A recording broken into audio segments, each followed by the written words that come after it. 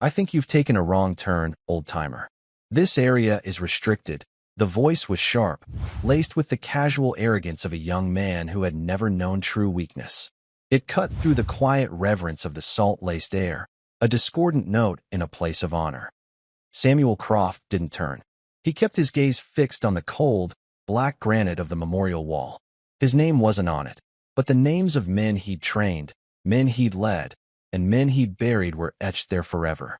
His gnarled fingers, the knuckles swollen with arthritis and the skin thin as parchment, rested lightly on the polished surface, tracing a name only he could see in his mind's eye. He was 86 years old, a frail-looking figure in a worn canvas jacket and faded denim jeans that had seen better decades. His back was slightly stooped, his hair a wisp of white, but his eyes, reflected faintly in the stone, were a startlingly clear and steady blue. They were eyes that had seen the world through the gray lens of war and the golden haze of peace, and had lost none of their focus. "Did you hear me, Pops? Are you deaf?" The voice was closer now. Samuel could feel the presence behind him, young, powerful, radiating an aggressive energy that felt like static electricity in the air.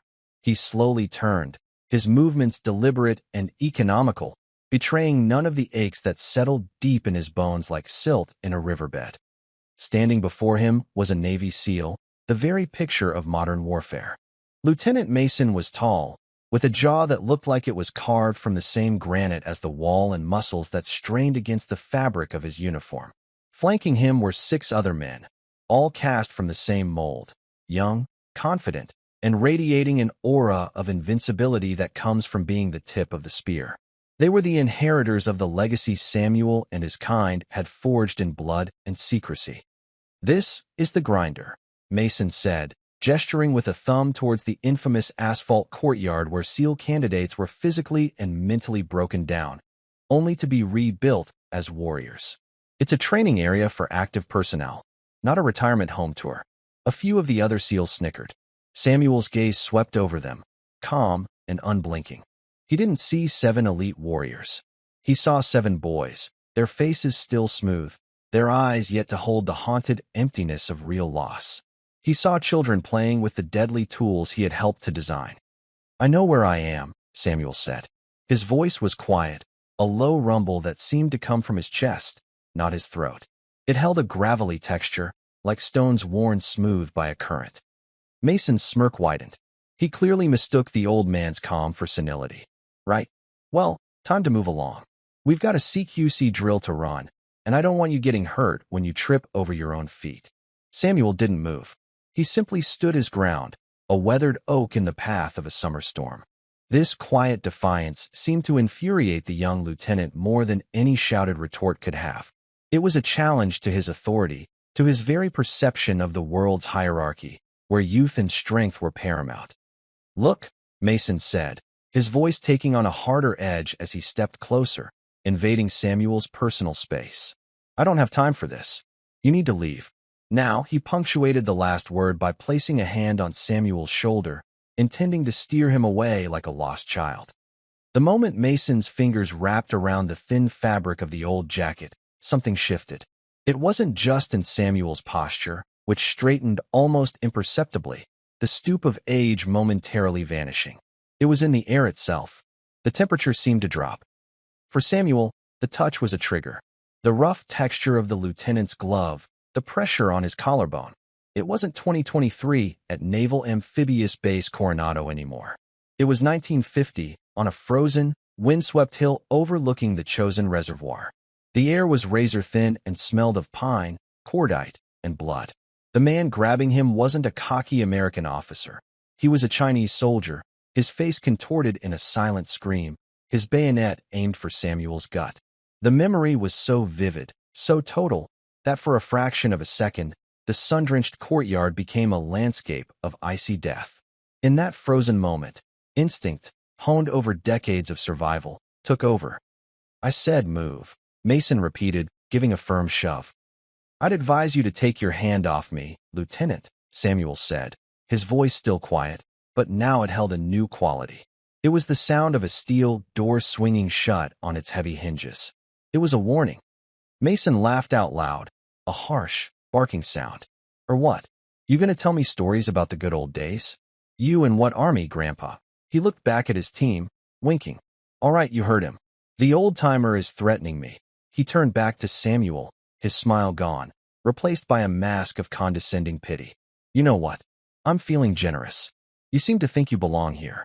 Let's see what you've got. You and me, right here on the grinder. A little lesson in respect for your elders. The other SEALs grinned, sensing some sport. This was perfect. A way to blow off steam before their drill and put this lost old man in his place. One of them, a young petty officer named Jennings, looked uneasy. He saw the stillness in the old man's eyes, a placid depth that felt less like weakness and more like the calm at the center of a hurricane. There was something wrong about this, something deeply wrong. What's the matter? Mason taunted, seeing Samuel's hesitation. Afraid you'll break a hip. Samuel Croft let out a long, slow breath. He wasn't hesitating out of fear. He was simply giving the boy one last chance to walk away. When it was clear the lieutenant wouldn't take it, Samuel gave a single, almost imperceptible nod. All right, son, he said softly. A lesson it is. The 7 SEALs led him onto the black mat of the training area, their boots making soft, thudding sounds on the rubber. They spread out, forming a loose circle, their amusement palpable. Lieutenant Mason took the center, bouncing on the balls of his feet like a prize fighter, shaking his arms loose.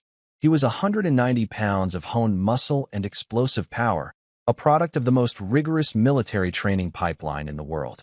He was facing a man who weighed maybe 140 pounds soaking wet and looked like a strong gust of wind might knock him over. Any rules, or are you just going to swing that walker of yours? One of the men joked. Samuel ignored him. He took off his worn jacket, folding it neatly and placing it on the ground. Underneath, he wore a simple, faded gray sweatshirt. He moved to the center of the mat, his posture still relaxed, his hands hanging loosely at his sides. He didn't assume a fighting stance. He just stood there, waiting. Come on, then, Mason said, beckoning with his fingers. Show me what you've got. Mason lunged. It was a fast, powerful move, a standard takedown attempt designed to close distance and use his superior weight and strength to overwhelm an opponent. He expected to slam into a frail body, to feel the brittle bones give way. He expected the old man to collapse in a heap. He did not expect the old man to simply disappear. As Mason's hands reached the space where Samuel's chest had been, Samuel pivoted on the ball of his left foot. It was not a large movement. It was a subtle shift of weight, an act of pure economy. He didn't step away from the charge, he became part of it. His right hand came up, not to block, but to guide. His fingers, though gnarled, moved with shocking speed, catching Mason's wrist. At the same time, his left hand found the lieutenant's elbow. What happened next was a blur of leverage and anatomical precision. Samuel didn't resist Mason's momentum. He amplified it, redirected it. With a slight twist of the wrist and a gentle push on the elbow, he exploited the natural mechanics of the human arm. Mason felt a sudden, sharp, and blinding pain shoot from his shoulder to his fingertips. His own forward momentum, now turned against him, pulled him off balance. His feet left the mat, and he found himself sailing through the air, landing flat on his back with a loud, breath-stealing thud. The world spun. He lay there, gasping, the air knocked from his lungs, staring up at the blue California sky, utterly bewildered. It had taken less than 2 seconds. The other 6 SEALs were frozen in stunned silence. Their laughter died in their throats. This wasn't possible. Before they could process it, another SEAL, bigger and angrier than Mason, let out a roar and charged, determined to avenge his lieutenant's humiliation. He came in low, a tackle aimed at Samuel's knees. Samuel didn't retreat. He took one small step forward, into the attack. As the SEAL's head came down, Samuel's hand chopped down precisely on the back of his neck, hitting a nerve cluster just below the skull. The SEAL's body went limp, all power gone from his limbs, and he crumpled to the mat in a boneless heap, twitching. 2 more came at him simultaneously from either side, trying to use teamwork. It was a mistake. They were thinking like a team, but Samuel was thinking like a predator. He moved with a fluidity that defied his age. He sidestepped the man on his right, using the man's own body as a shield against the one on the left. An elbow, delivered with no wasted motion, struck the first attacker under the ribs, causing him to fold with a pained gasp. Samuel then flowed straight into a leg sweep on the second man, whose ankle was caught perfectly, sending him crashing to the mat beside his comrade. For down. The remaining three hesitated. The game was over. The smirks were gone, replaced by expressions of disbelief and a dawning, primal fear. This wasn't an old man. This was something else entirely. Petty Officer Jennings, his face pale, watched the old man's movements. He'd seen them before, not in person, but in grainy, black-and-white photographs in a historical training manual stored in the base archives. It was an old, almost forgotten form of combat, a brutal and efficient system developed during World War II by the OSS and the 1st UDT teams. A style known for its lethal simplicity. It wasn't taught anymore. It was considered too final. The last three, their training kicking in, decided to attack as one. They fanned out, trying to encircle him. Samuel simply stood in the center, his breathing even, his clear blue eyes tracking all of them at once. They moved in. The first threw a punch. Samuel swayed just out of its path, his hand snaking out to grab the man's extended arm. He pulled the man forward, off balance, and spun him directly into the path of the second attacker. The two seals collided in a clumsy tangle of limbs. The third, Jennings, came at him with more caution. He feinted high, then went low. But Samuel was already a step ahead. He wasn't there. A hand clamped down on the back of Jennings's neck, and a thumb pressed into a pressure point behind his ear. The world went white with pain, and his legs gave out. As he fell, he saw the old man use the two entangled seals against each other, a quick series of joint locks and disabling holds that left them both on the ground, groaning in pain and confusion. It was over. 7 of the world's most elite warriors lay on the mat, defeated, disoriented, and utterly humbled. And in the center of them stood the old man, not even breathing hard. He hadn't thrown a single high-impact punch or kick. He had simply used their own strength, their own aggression, their own bodies against them. He had dismantled them like a watchmaker taking apart a complex timepiece, piece by precise piece. Jennings, his vision clearing, fumbled for his phone. His hands were shaking. He didn't call for a medic. He called the base command center. "This is Petty Officer Jennings," he stammered, his voice hushed. "You need to get the Admiral down to the grinder. Right now?" "Yes, sir, Admiral Hayes. Tell him the watchmaker is here." There was a confused silence on the other end of the line, then a hurried acknowledgement. The wail of a siren cut through the air moments later, followed by the screech of tires. A black staff car skidded to a halt a few yards from the grinder. The door flew open, and out stepped a man who radiated authority as the sun radiated heat. Admiral Charles Hayes was a bear of a man, his chest a billboard of combat ribbons and medals. He was the commander of Naval Special Warfare Command, a living legend in his own right. His face was a thundercloud as he surveyed the scene, 7 of his best men scattered on the mat like bowling pins. His eyes, however, didn't fix on them. They landed on the quiet, elderly man standing in the middle of it all. The Admiral's expression of fury melted away, replaced by something else entirely: shock, disbelief, and a profound, overwhelming reverence. He ignored the groaning SEALs, ignored the stunned Lieutenant Mason struggling to sit up. He strode onto the mat, his polished shoes making no sound, and came to a halt 3 feet in front of Samuel Croft. Then, to the utter astonishment of every man present, the 4-star Admiral snapped to the most rigid, perfect position of attention he had ever held in his life and rendered a sharp, flawless salute.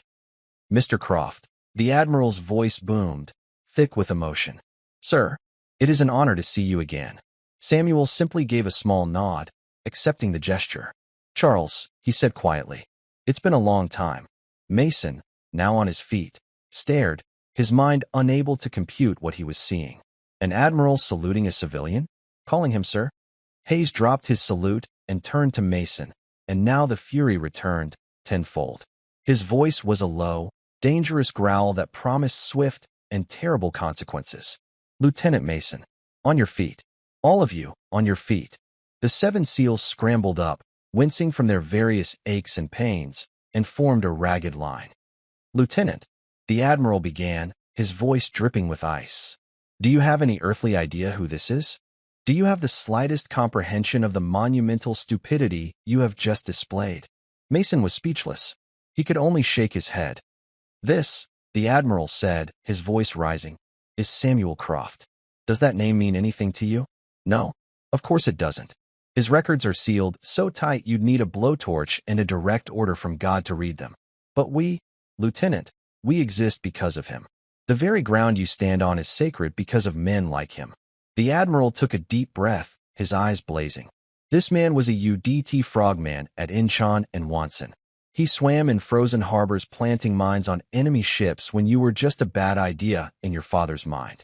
After Korea, he was one of the first 3 men recruited by the CIA for a new program. A program so secret, it never officially existed. They were tasked with creating a new kind of warfare, a new kind of warrior. He pointed a thick finger at Samuel. He is the man who wrote the book on close quarters combat. I don't mean he wrote a book, Lieutenant. I mean he wrote the book. The foundational doctrine. Every strike you've ever learned, every joint lock, every takedown. The DNA of those techniques came from him. We've added fancy names and modern science. But the core of it, the brutal, efficient heart of it, was forged by him in the back alleys of Eastern Europe and the jungles of Southeast Asia. His call sign was the Watchmaker, because he could take apart any man, any weapon, any situation, with cold, terrifying precision.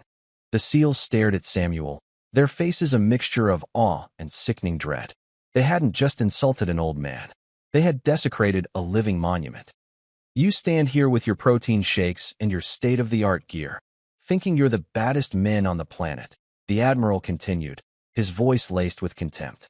And you challenged a man who once cleared a North Vietnamese command bunker with nothing but a knife and his bare hands. A man who is a ghost, a legend, and you mocked him. The weight of the Admiral's words settled over the grinder, heavier than the humid air. The shame on Mason's face was so profound it was painful to watch.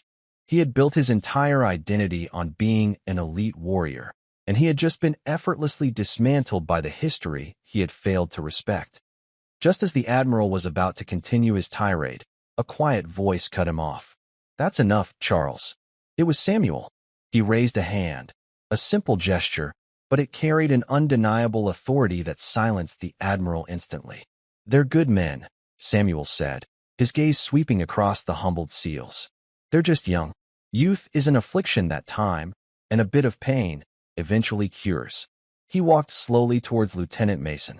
The young officer flinched, as if expecting a blow. But there was no anger in Samuel's eyes. There was only a deep, abiding sadness, and a vast, weary understanding. The most dangerous enemy you will ever face, son, Samuel said, his voice soft, is not in a foreign land. It's right behind your own eyes. It's your pride. It tells you that you are faster, stronger, better. It blinds you to the world as it is. It makes you underestimate the quiet ones, the old ones, the ones who don't boast. True strength isn't about how loud you can shout. It's about what you can endure in silence. He paused, letting the words sink in. You took me down in your mind before you ever laid a hand on me. You saw an old man, and your pride told you the fight was already over. That was your first and only mistake. Tears welled in Mason's eyes, tears of shame, regret, and a dawning, profound respect. His arrogance had been stripped away, leaving him raw and exposed. He straightened up, took a deep breath, and looked Samuel directly in the eye. Sir, he said, his voice thick and cracking. Mr. Croft, there are no words to express how sorry I am. For my disrespect, for my ignorance, for my pride. Thank you for the lesson. Samuel Croft simply nodded, the slightest hint of a smile touching his lips. He reached out and lightly patted Mason on the shoulder, the same shoulder he had been shoved on just minutes before. It was a gesture of forgiveness, of absolution. Without another word, he turned, picked up his neatly folded jacket, and began to walk away, his posture once again that of a simple, unassuming old man. The Admiral and the 7 SEALs stood motionless, watching him go until he disappeared around a barracks building. They were left alone on the grinder, the silence broken only by the sound of the distant surf. They had been given a lesson that day, one that no drill instructor could ever teach and no manual could ever contain. They learned that the deadliest weapons are often the ones you cannot see, and that the greatest heroes are often the ones who walk in silence. We live in a world that worships the loud, the new, and the strong. We are so quick to judge by appearances, to dismiss the quiet and the old as irrelevant. But heroes walk among us every day, hidden in plain sight. They are the grandfathers with faded tattoos, the unassuming women with steady eyes, the silent veterans who carry the weight of history in their hearts. They don't ask for recognition or praise, but they deserve our respect. The story of Samuel Croft reminds us that true strength is not in the muscle, but in the spirit, not in the volume of the voice, but in the depth of the character. If this story touched your heart and reminded you to look deeper, to honor the quiet heroes in your own life, then please share it with someone who needs to hear it. Don't forget to like and subscribe for more stories that uncover the greatness hiding just beneath the surface.